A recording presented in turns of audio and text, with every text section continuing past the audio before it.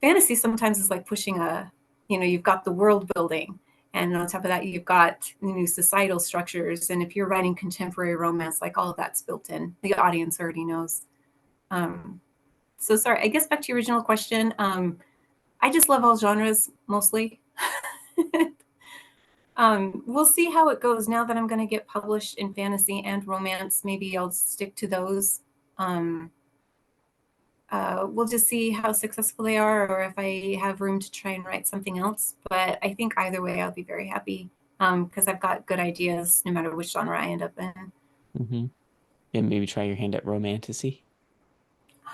Hey, yeah, combine. I hear that's like a huge That's buzzword right is a now. huge So it's a huge thing apparently. I don't read fantasy or yeah, romance very much. Not because I dislike it. I just there's too many fantasy and sci-fi books to read. And whenever I yeah, see a romance book, I'm like, but I'd rather read this. So yeah. this is Book envy.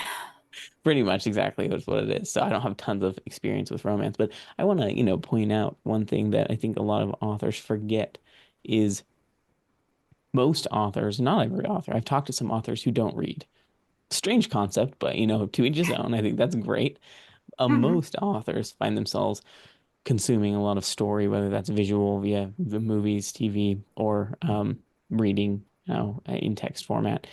And I think there's a lot to be said about the intuition, whether or not you're a discovery writer or plotter. We just have this sense of what we like, good storytelling, what feels good. And I think that's kind of, you must have read lots of romance, I would imagine, in your Actually, life. no. Really Actually, no. fascinating. That's not to say that I don't consume romance. I've got my list of favorite romances, but I don't think I actually own a lot of romance books. Um, oddly enough. I mean, I don't think that's odd. I think everybody has different preferences. I don't own any, I think, romance